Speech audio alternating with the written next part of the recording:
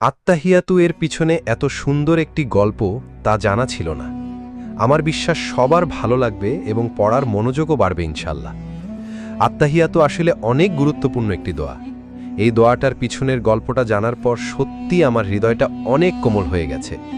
আত্তাহিয়াতু আসলে আল্লাহর সাথে আমাদের মহানবী সাল্লাল্লাহু আলাইহি ওয়াসাল্লাম কথোপকথন একটা অংশ, যা আমাদের মহানবী সাল্লাল্লাহু আলাইহি ওয়াসাল্লাম ইসরায়েল মিরাজ যাত্রার সময় হয়েছে মহান আল্লাহর সাথে।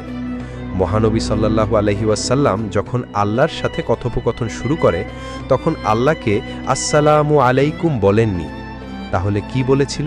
কারণ আমরা মহান আল্লাহকে বলতে পারবো না আল্লাহ আপনার উপর শান্তি নাজিল হোক, কারণ আল্লাহ নিজেই একমাত্র পৃথিবীর সকল শান্তির এবং রহমতের উৎপত্তিস্থল। মহানবী সাল্লাল্লাহু আলাইহি ওয়াসাল্লাম আল্লাহকে উদ্দেশ্য করে বলেছিলেন, আত্তাহিয়াতু লিল্লাহি ওয়াসসালাওয়াতু ওয়াত-তাইয়্যিবাতু, অর্থ যাবতীয় সম্মান, যাবতীয় উপাসনা ও যাবতীয় পবিত্র বিষয় আল্লাহর জন্য। উত্তরে মহান আল্লাহ বলেন, আসসালামু আলাইকা আইয়ুহান নাবিয়্যু ওয়া রাহমাতুল্লাহি ওয়া বারাকাতুহু, অর্থ হে নবী, আপনার উপরে শান্তি বর্ষিত হোক এবং আল্লাহর অনুগ্রহ ও সমৃদ্ধিসমূহ নাজিল হোক।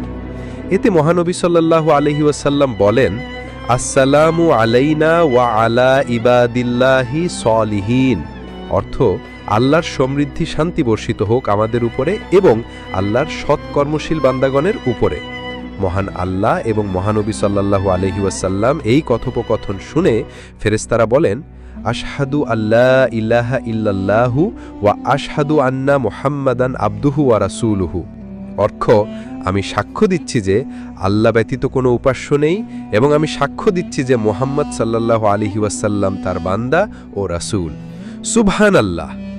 এখন আমি এবং আপনি আত্তাহিয়াতুর গুরুত্ব এবং পিছনের ইতিহাস জানতে পারলাম। এবার একটু চিন্তা করুন তো, এই লেখাটি যদি আপনার মাধ্যমে অন্যান্য মানুষেরাও জানে তাহলে তারাও এই দোয়ার গুরুত্ব বুঝতে পারবে।